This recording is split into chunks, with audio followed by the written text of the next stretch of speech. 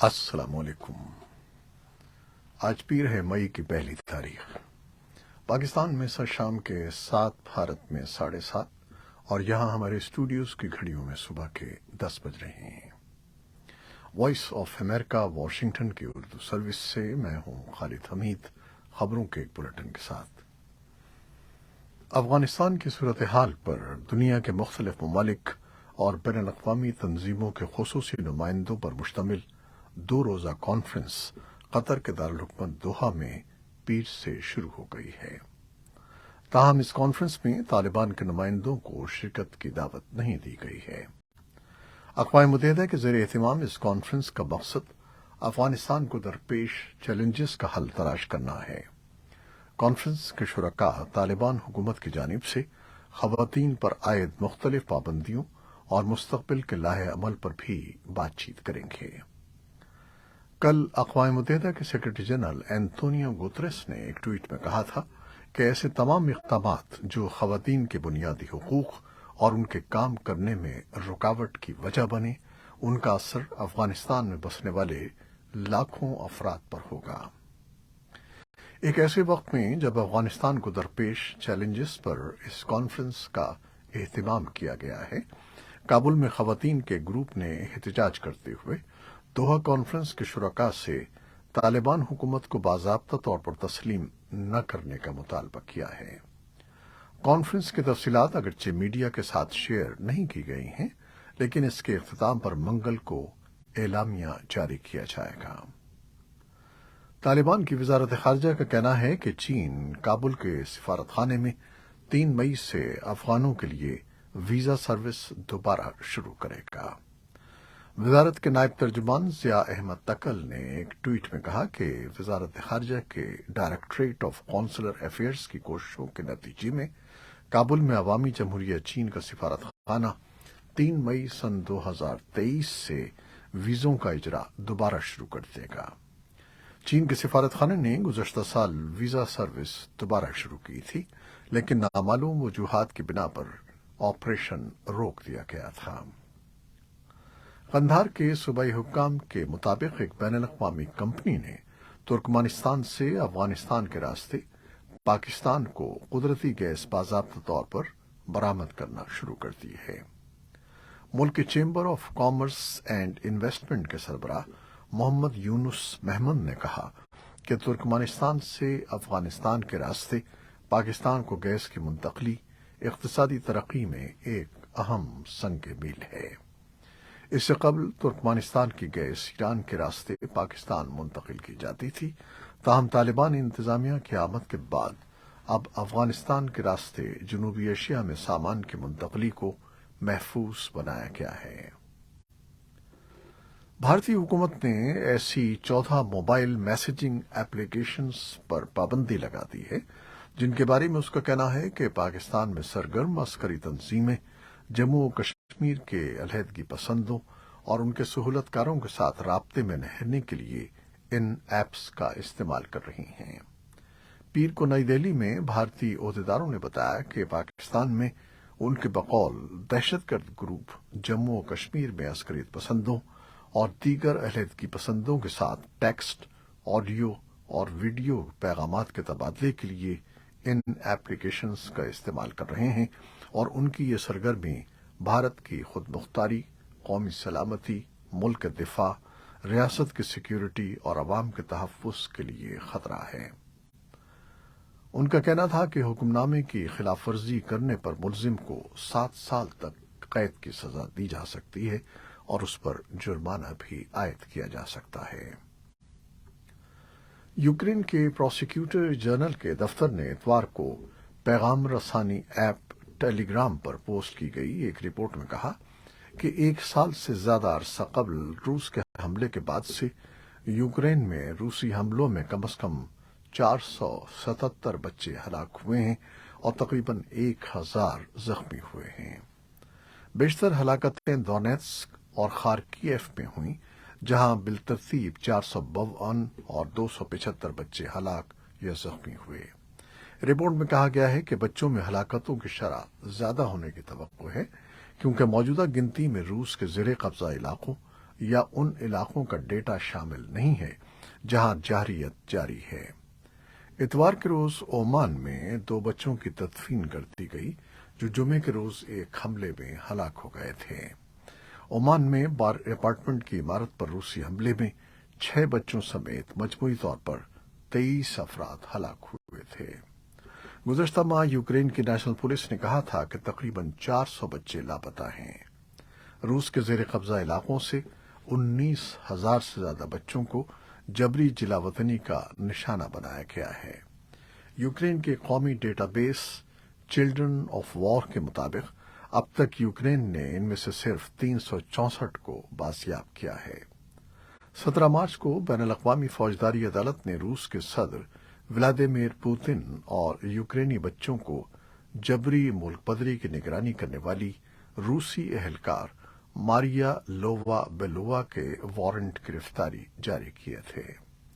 خبر رساں ادارے رائٹرز کے مطابق رواں ماہ کے اوائل میں ماسکو کی ایک نیوز کانفرنس میں لیووا بیلووا نے آئی سی سی کے جنگی جرائم کے الزامات کو جھوٹا قرار دیتے ہوئے مسترد کیا اور کہا کہ ان کے کمیشن نے انسانی بنیادوں پر اس علاقے میں بچوں کے مفادات کے تحفظ کے لیے کام کیا ہے جہاں فوجی کارروائی ہو رہی تھی۔ کرملن نے اس سے پہلے آئی سی سی کے اقدامات کو اشتعال انگیز اور ناقابل قبول قرار دیا تھا، لیکن بہت سے یوکرینی بچے جنہیں خاندانوں اور سرپرستوں کے پاس واپس کر دیا گیا تھا وہ ایک مختلف کہانی سناتے ہیں۔ کیتھولک مسیحیوں کے مذہبی پیشوا پوپ فرانسس نے کہا ہے کہ وہ روس اور یوکرین کے درمیان جاری جنگ ختم کرانے کے مشن میں شامل ہیں۔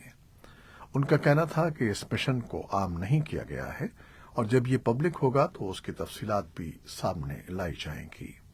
یوکرین کے پڑوسی ملک ہنگری سے واپسی پر پوپ فرانسس نے صحافیوں سے باتیں کرتے ہوئے کہا کہ انہوں نے ہنگری کے وزیر اعظم اور روس میں آرتھوڈاکس چرچ کے نمائندوں سے بھی یوکرین کی صورتحال پر تبادلہ خیال کیا ہے۔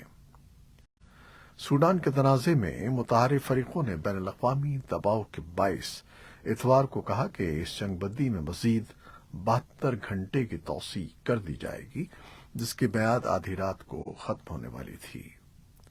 ایک جنگ بندی پہلے سے ہی موجود تھی، لیکن دونوں طرف سے اسے بڑے پیمانے پر نظر انداز کیا گیا۔ یہ 2 متحارب دھڑوں کی طرف سے لوگوں کو محفوظ راستے کی اجازت دینے اور ملک کے لیے انسانی امداد حاصل کرنے کا ذریعہ کھولنے کے لیے عائد کی گئی تھی، لیکن تشدد جاری رہا۔ ہر فریق نے خلاف ورزی کا الزام دوسرے پر لگایا ہے۔ برطانیہ کی حکومت نے اتوار کو اعلان کیا کہ وہ جنگ زدہ سوڈان سے اپنے شہریوں کے انخلاء کے لیے اضافی پروازیں بھیجنے کی کوشش کر رہی ہے۔ سوڈان کی فوج اور ایک نیم فوجی گروپ کے درمیان 15 اپریل کو تنازع شروع ہوا تھا۔ جنرل عبد الفتاح برہان کی سربراہی میں فوجی دستوں اور جنرل عبد الفتاح برہان کی سربراہی میں ایک نیم فوجی group rapid force support force کے درمیان شدید لڑائی کی وجہ سے دسیوں ہزاروں لوگ ملک چھوڑ کر فرار ہو چکے ہیں۔ لڑائی شروع ہونے کے بعد سے اب تک سینکڑوں افراد ہلاک اور ہزاروں زخمی ہو چکے ہیں۔ دارالحکومت خرطوم میں لڑائی خاص طور پر شدید رہی ہے۔ ورلڈ فوڈ پروگرام کی ایگزیکٹو ڈائریکٹر سنڈی میک کین نے پیر کو ایک بیان میں کہا کہ اقوام متحدہ کی ایجنسی 15 اپریل کو اپنی ٹیم کے 3 ارکان کی المناک موت کے بعد کی گئی کارروائیوں کی عارضی معطلی کو فوری طور پر ختم کر رہی ہے۔ میکین نے کہا کہ اس تنازع سے پہلے سوڈان میں 15 ملین سے زیادہ لوگوں کو خوراک کے شدید عدم تحفظ کا سامنا تھا۔ انہوں نے کہا کہ ہم توقع کرتے ہیں کہ لڑائی جاری رہنے کی صورت میں یہ تعداد نمایاں طور پر بڑھے گی۔ خوراک اور پانی جیسی بنیادی ضروریات کا حصول تقریباً ناممکن ہو چکا ہے۔ ملک میں رہنے والے طبی کارکنوں کے پاس مناسب سامان نہیں ہے۔ طبی سامان کی پہلی کھیپ خرطوم پہنچ گئی ہے، تاہم لڑائی کی وجہ سے کارکنوں اسے ہسپتالوں تک پہنچانے میں کامیاب نہیں ہو سکے ہیں۔ اقوام متحدہ کے انسانی ہمدردی کے سربراہ مارٹن گریفتھس نے ایک بیان میں کہا کہ سوڈان میں جو کچھ ہو رہا ہے اس کی مثال پہلے نہیں ملتی۔ اقوام متحدہ کے سیکرٹری جنرل اینتونیو گتریس نے اعلان کیا ہے کہ تیزی سے بگڑتی ہوئی صورتحال کے پیش نظر اقوام متحدہ کے ایلچی سوڈان بھیجا جا رہا ہے۔ اقوام متحدہ نے یہ اعلان ایک ایسے وقت میں کیا ہے جب سوڈان میں متحارب گروپوں نے جنگ بندی میں توسیع کر دی ہے، جبکہ کئی مقامات پر تاحال جھڑپیں جاری ہیں۔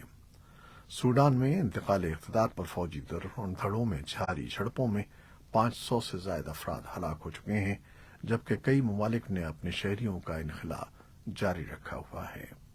ادھر پاکستان کی وزارت خارجہ نے بتایا ہے کہ پیر کو مزید 93 پاکستانی خصوصی پرواز سے اسلام آباد پہنچ گئے ہیں۔ وزارت خارجہ کے مطابق اب تک سوڈان سے 636 پاکستانیوں کو وطن واپس لایا جا چکا ہے۔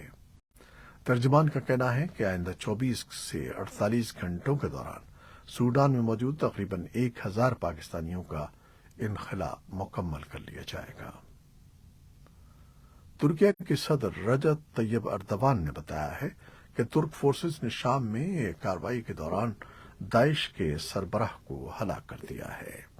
ایک انٹرویو میں صدر اردوان کا کہنا تھا کہ ترکیہ کی انٹیلیجنس ایجنسی MIT طویل عرصے سے ابو حسین القریشی کا کوڈ نیم رکھنے والے داعش کے سربراہ کا تعاقب کر رہی تھی۔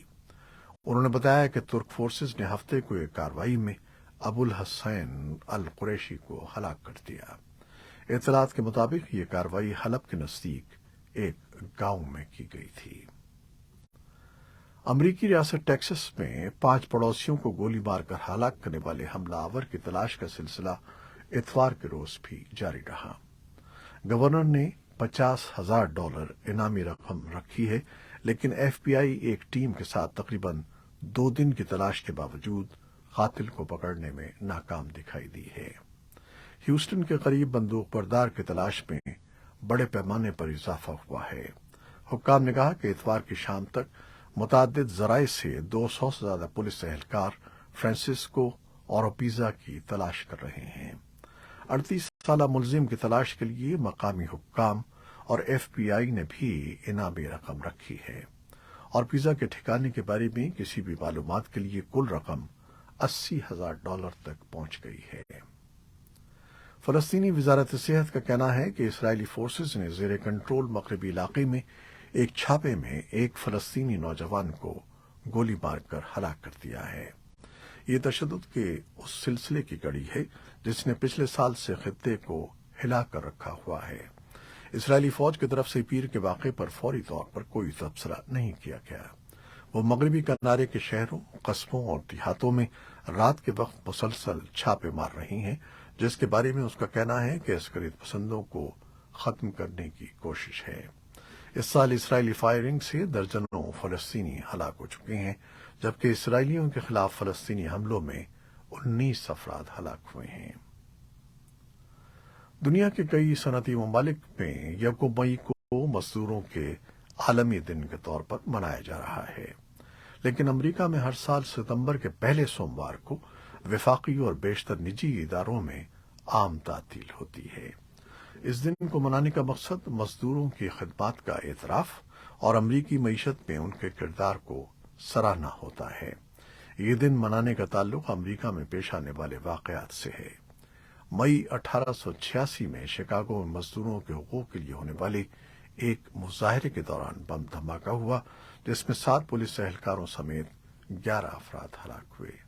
اس واقعے پر عالمی سطح پر بھی رد عمل سامنے آیا اور دنیا بھر میں اس روز مزدوروں نے اس دن کی یاد میں احتجاجی مظاہروں کا سلسلہ شروع کر دیا۔ یہ تھیں وہ خبریں جو فیس بک لائیو پر ہم نے آپ کے لیے پیش کی۔ ہماری ویب سائٹ، یوٹیوب اور پوڈ کاسٹ پر یہ بلیٹن آپ کے لیے پوسٹ کر دیا جاتا ہے۔ آپ ہمارے بلیٹن کو شیئر کرتے ہیں اور اپنے کمنٹس میں اپنی محبتوں اور دعاؤں کا اظہار کرتے ہیں، جس کے لیے ہم آپ کے بے حد ممنون ہیں۔ اپنی ان کاوشوں کو جاری رکھیے گا۔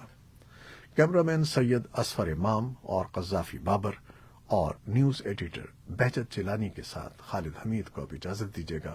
اللہ حافظ۔